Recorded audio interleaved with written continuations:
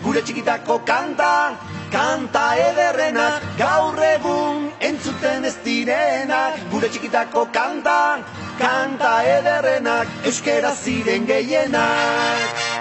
Bertan, herriko tabernetan, gertatzen ari dena, tristea da benetan. Erre, frustrazioan ere, euskera zezin entzun kanta bat bera ere.